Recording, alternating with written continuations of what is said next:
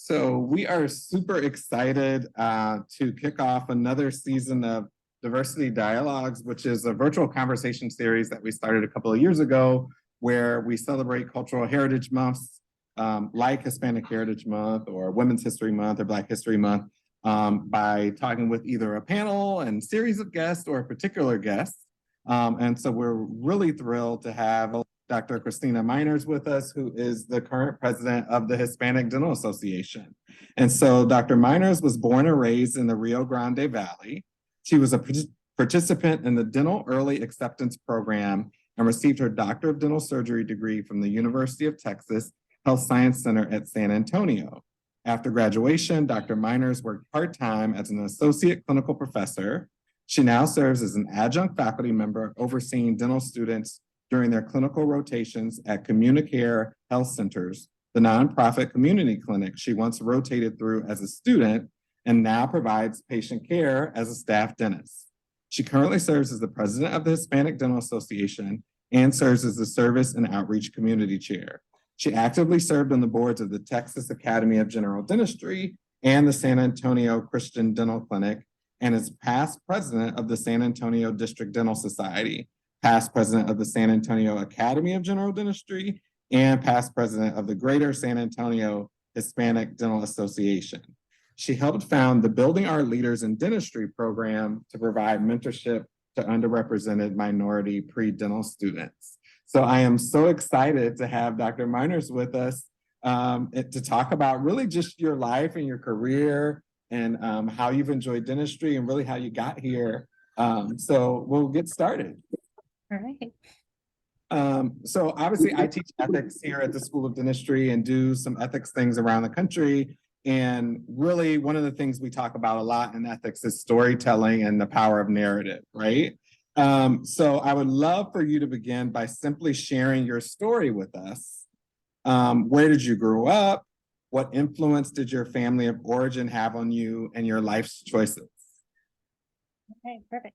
Well, first, thank you for having me. I just wanted to say a quick hello to everybody that's here and a big thank you. I know we just kicked off Hispanic Heritage Month, and I wanted to throw a shout out to VCU, and I see Dr. Andrada here. Just thank you for your support coming out to that conference. We loved it. I hope your students came back invigorated and their passions refueled. But that was just a wonderful way to kick off Hispanic Heritage Month. So thank you so much for your support there. And for any of you students that may have joined us that are in the audience today. But as far as where it all started and how I got here, like you said, I'm a Rio Grande Valley native of South Texas. I grew up along the Mexico border, about 5 minutes from Mexico. High Hispanic population in Texas, and especially in that Rio Grande Valley. And growing up, I didn't really see that reflected in the healthcare providers or the doctors that I had growing up. Not many female, and definitely not many Hispanic. I'm third generation. My grandparents were born in Mexico and came and established their life here in the US. My maternal grandparents were migrant farm workers. And so a lot of my story begins kind of there with my mother and, the hard work instilled with her at an early age. She worked alongside them until her teens. And then she chose a different path for herself. She went on and got further educated, and she became an RN, a nurse, a registered nurse. And really that's where my story begins, is mainly with her as my mentor, my influence. She studied for her bachelor's of nursing while she was pregnant with me. So I always say that my earliest lullabies were, her science stories, her Grey's Anatomy, and her studying. That was kind of what was going on while I was in the womb. And I always saw everybody go to her as the doctor, everyone in the neighborhood, everyone in the family. Someone had a boo-boo, someone had a cough, something. They always went to Mary. They always went to my mom. And so seeing that growing up, the influence and impact that she had on our own family, on our own community. And of course, her always saying, you're going to grow up one day to be the doctor I couldn't be. She grew up in the, 50s, 60s. In her time, there weren't many Hispanics, and let alone females, that went on to be doctors in her area. So she was a big influence for me. Another big influence was, I grew up visiting a lot of my father's extended family in Mexico. Throughout the year, we made lots of mission trips there just to visit family. But not only that, we would load up the car with medicine, Bibles, clothes, I grew out of, the toys. I always grew up with, I wouldn't get a new toy unless I gave away an old one. So we went we went loaded with school supplies even. And just everything that when we got there, we gave it out. And so I think that's really why I sought out with mission trips when I was a student in school as well, and in college. It really created that mission and really drove home that mission, providing for others. So they were the biggest influence in my life. Yeah, thanks so much for that.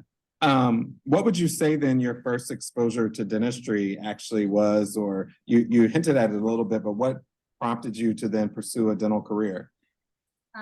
So being drawn to the sciences, my mom always said you're going to be a doctor. So I did a lot of that track. But for me, the biggest change was when I got braces myself. I kind of grew up, I was a little snaggletooth kid, grew up hiding my smile, hiding behind it. And it wasn't until I had braces and saw the change that it really, really made it within me, going from hiding my face, not smiling, to being able to have self-confidence and smile again.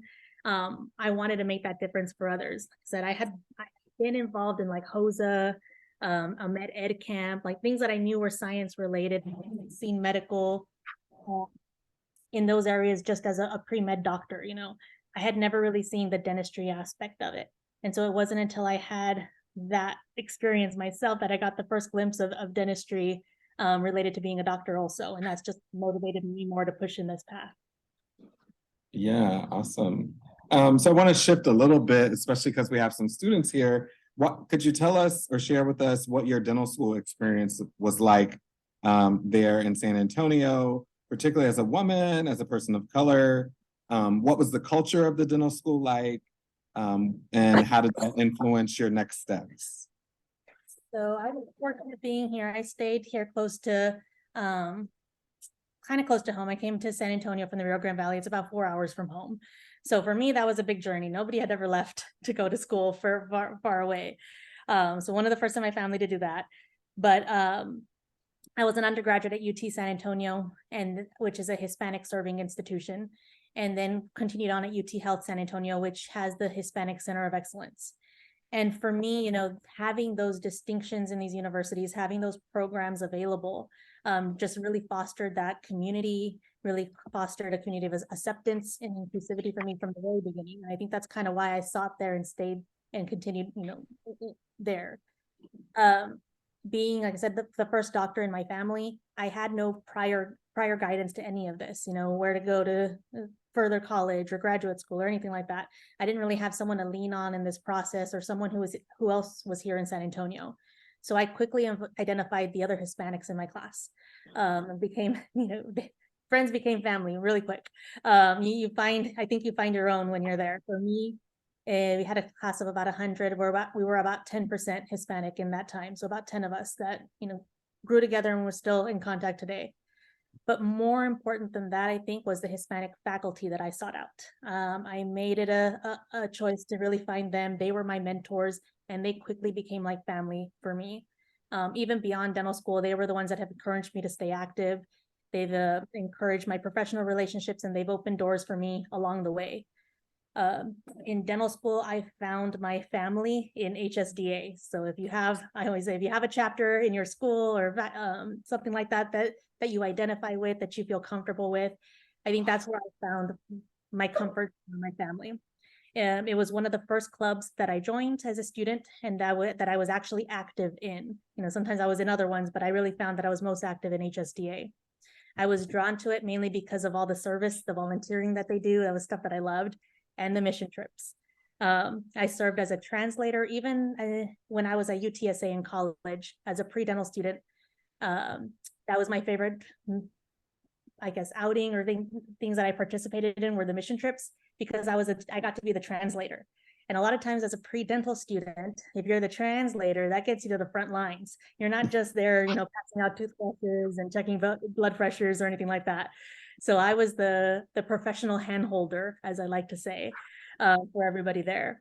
And I think that's where it really made a difference for me, seeing that the difference it made in the patients, that they could see somebody that looked like them, that understood their culture, that could speak like them, and understood them and could comfort them. So that's where it really made the difference for me, that public health, being more drawn to my public health rotations in school.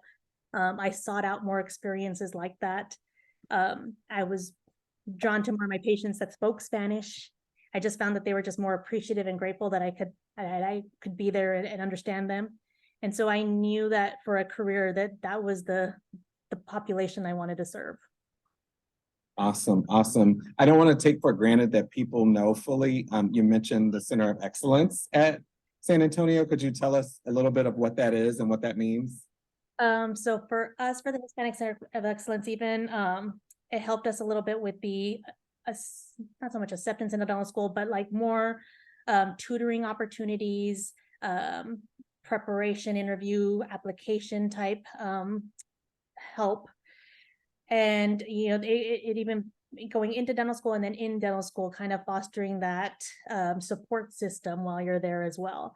And for us here in San Antonio, it's not just exclusive to Hispanics. It's all underrepresented for anybody who needs that help and extra help while in dental school. So it was a big Awesome. reason. Yeah, thanks so much for that. And you started to lead into, being drawn more to public health and that sort of field. So could you tell us about your actual dental practice experiences? Has that been totally in community health or public health? Have you had private practice experiences? What do you see as the differences? Like, tell us that aspect of your journey. So I knew I wanted public health. There wasn't an opportunity when I first graduated. So I spent the first 2 years in a private practice as an associate. I served in a high Medicaid area in the south side of San Antonio. So a lot of high Spanish population, Hispanic population, and high Medicaid children population. So I really I loved that experience there. But for me, as I had always left my card with the other community service, and I said, as soon as a job is available, as soon as somebody retires, give me a call. I'm totally interested. And so they finally did. So I spent the last 11 years serving in public health at this, like you said, the same federally qualified health center that I once rotated through as a student. I served as adjunct faculty there because we are affiliated with the school. And I oversaw the students on the rotations and, doing what I loved for the last 11 years. It's really come full circle for me now. So I need to really update my bio. But as of 2 weeks ago, I started full-time at UT Health San Antonio. Oh, wow. I am now the director of community learning here, and I help oversee these outreach, specifically these outreach rotations, hoping to expand more of them throughout San Antonio, South Texas, so that we can continue to increase access and hopefully continue to increase more students interested in public health. Yeah, congratulations. That's awesome. So obviously in reading your bio, you are past president of multiple organizations. You're current president of a national organization. So you clearly have been extremely involved with organized dentistry. Could you tell us what sparked your interest and dedication to organized dentistry? Yeah. Saying yes. No, really it all started with service. That's where it started for me with these mission trips. For me as a new dentist, trying to get involved in the new community and wanting to stay active, I sought out other volunteer opportunities. If they had a community event that they were doing, volunteering at school fairs, doing those little career days for schools, any outreach type thing I wanted to be a part of. So I quickly volunteered for a lot of those service opportunities and quickly became part of those committees that created more of those opportunities, and then became chairs of those committees to change them and make those events a little bit more and better to help with the planning of them. So each opportunity was just kind of like a stepping stone to something else and led to more leadership, more networking opportunities. I've always looked at ways to find where if something can be done, if something can be improved on, how can I help? So yes, kind of being that not afraid to say yes when asked to be a part of something. So I always encourage students to do the same. One of the quotes that I've liked or seen before was like, if you see a need, take the lead. And so a lot of times I see students or new dentists even, they may feel like they're scared to share their opinion, that they're, you're new to this, they want to stay in the back of the room a little bit. They feel like they really don't have a seat at the table at many of these organizations when they first start out. But being on the other side of it now, it's very much the opposite. You know, we want to work with you. We want to hear how we can improve and how we can make things better. Because in the end, these organizations are for the members. And with the higher, more diverse student body that we have, new dentists that we have, you know, we have to change. And so, yeah, I've always just kind of recommended students to stay involved and not be afraid to get involved. Sure, no, that's awesome. I want to talk a little bit about your time as president of the San Antonio District Dental Society, which when I read up on it is one of the largest districts that oversees more than 14 counties in Texas. So can you tell us a little bit about that experience in foray into leading such a large constituency? Yeah, it was a challenge. So I loved it. I was the 8th female and the 5th Hispanic and one of the youngest. I can't really say the youngest because I didn't know, they didn't have records back to 1913, but I'll say one of the youngest to serve in that role since 1913, so over 110 years. And I happened to be installed over Zoom in May of 2020, 2 months into our shutdown. So we were in the midst of COVID in the middle of Texas. And so that was a fight in and of itself. So I was their first virtual president to serve for our district dental society. And I had a newborn. I had a 3-month-old. Oh, wow. So of all the challenges, you know, I had a whole list of things I wanted to do for my presidency. But in my installation speech, I said, as a young Hispanic female, I wanted to not only be an inspiration for, but a reflection of the future of leadership in dentistry. And so the theme for my presidency that I wanted to hold on to was service and diversity. And then with COVID, all of the plans for all the events that I had worked in my head and planned for, diversity, networking mixers, more service in the community, that all went out to the window and had to reshift and refocus what we wanted to do for the year and how to best serve our members with that ADA arm during COVID and getting them back to work, you know, safely. And so, but I didn't want to lose that opportunity. You know, I knew I had a limited time in that seat, and I knew I wanted to leave diversity as my, you know, my story, my legacy, being a part of that with the District Dental Society. So we planned quickly. We had a diversity panel. We had held a virtual panel with the school, the faculty, the students, the staff. We were able to do that. We had diversity webinars that we held quarterly. We brought in, you know, names from around the US and then within our own team. We added a diversity column to our newsletter that still stands there today, featuring a diverse, you know, member and telling their story. We started a taste and tour of diversity symposium that featured, for me, three female faculty, one from Venezuela, one from India, one from Lebanon. And so told a little bit of their story, their origin, their path to dentistry, and then, you know, their clinical topic, and as well as featuring food from each of those areas. So that was the big hit. If you make them happy with food. But for me, it was important to highlight, you know, the difference in cultures that we have represented here in dentistry. And it was tough, you know, it was tough. My going away gift was a pot stirrer, actually, to my board. I engraved it with a smiley face and I said, keep stirring. Yeah, I wanted to encourage my board to go out of their comfort zones, that they could be their own pot stirrers and change makers, as long as they were doing it for the right reason. And as long as you always do it with a smile. And so it was, you know, in a traditional sense, yes, I was going against the grain, speaking more on diversity and how we see, you know, even today, present day, how that change in theme is different now. But I'm hoping that the seed that I planted and the change that we started there is still holding and taking effect today. So yeah, I can say a little bit more of, you know, that experience encouraged me even now as a HDA president to still gently nudge and stand for what I believe is right. You know, I drafted a letter to ADA leaders, call to action for ADA against a lot of this, and for HDA against a lot of the anti-DEI current legislation. Contributed to an article in our latest journal, Justice for Us, for HDA, to show that the potential effects of this legislation on not just Hispanics, but in dentistry as a whole. So hopefully still stirring the pot gently. Yeah, yeah.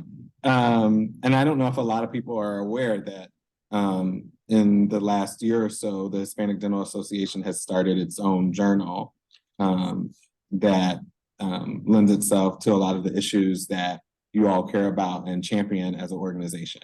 Yes. Yeah. So according to ADIA, we are finally reaching parity in terms of female dental student numbers, hopefully leading us to actual practitioner parity as well.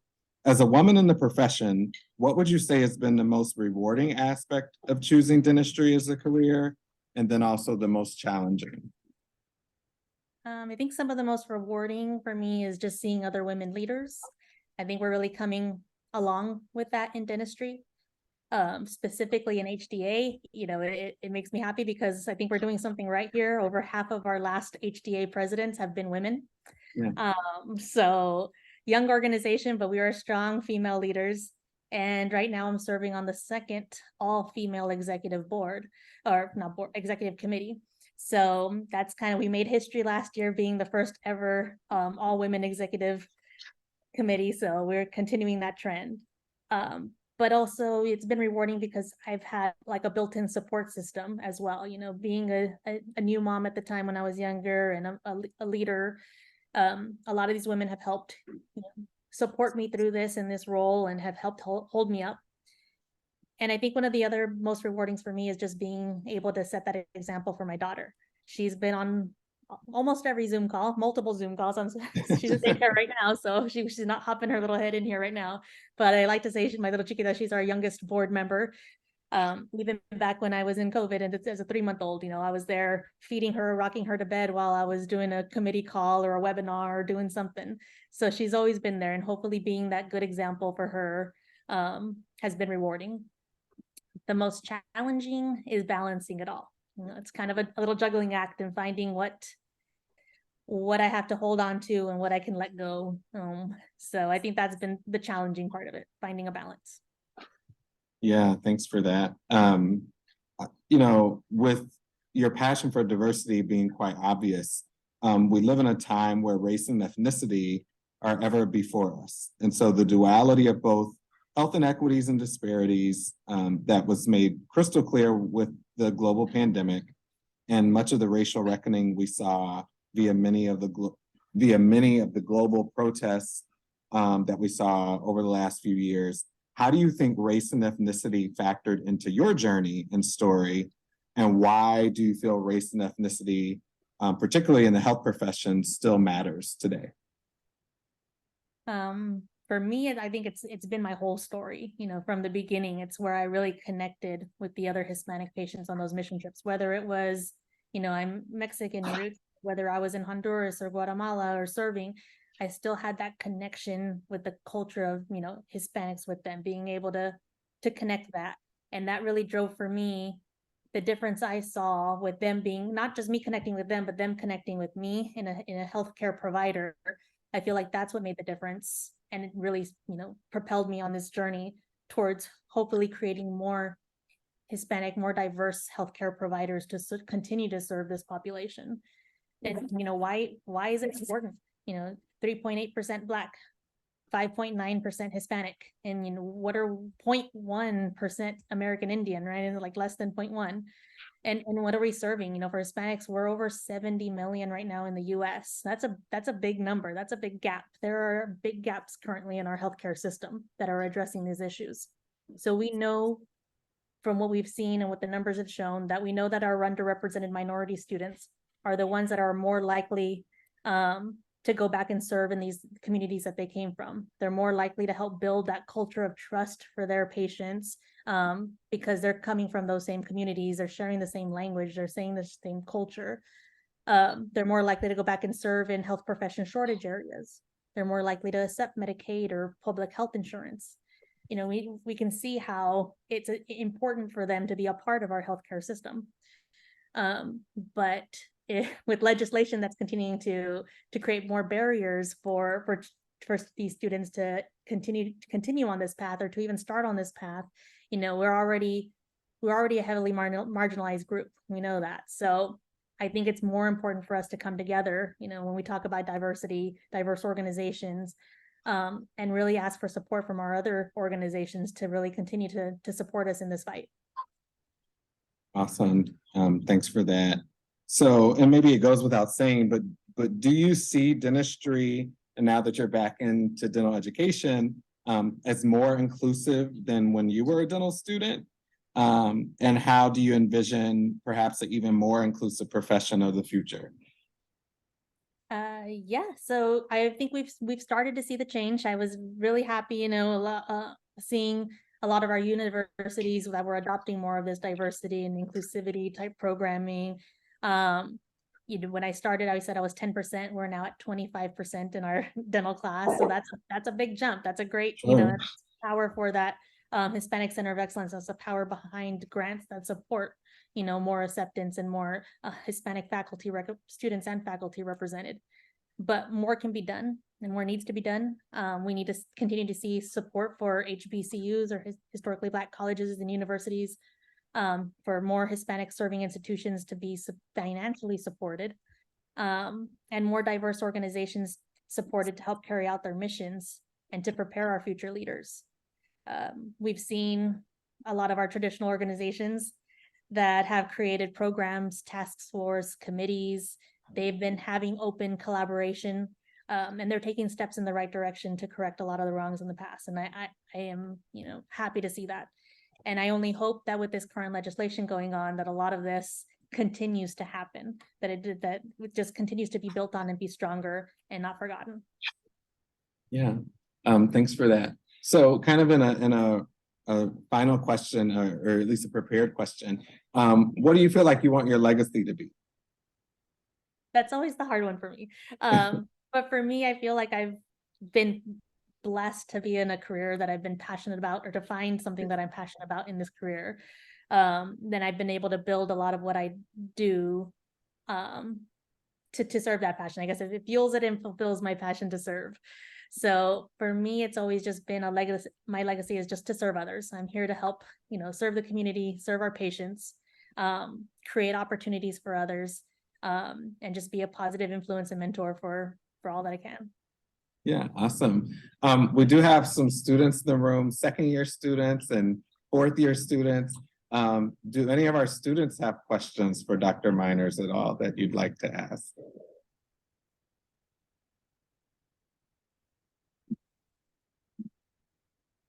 No? I left them speechless.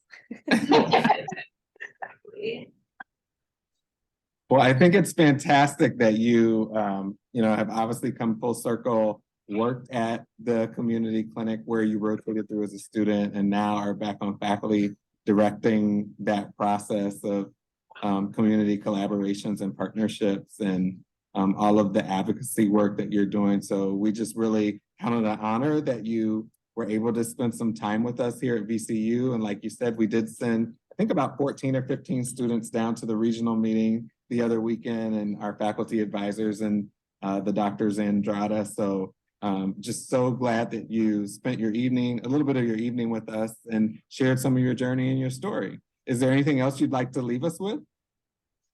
No, I mean, just join HSDA, be active. I mean, just, yeah, when you graduate, and we're always a resource for you, so please reach out if there's anything we can do.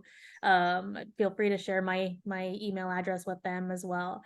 But, you know, continue on after you graduate. A lot of times it's easy to kind of be isolated in this career and not get involved, and it can get lonely. But you have a community of support, and that's what we want to be for you, you know, whether you're alumni association or other organizations, but definitely here at the Hispanic Dental Association, we want to be that support organization for you. So don't disappear. Well, thank you so much. We appreciate your time. All right, have a great evening. Thanks everyone for joining us.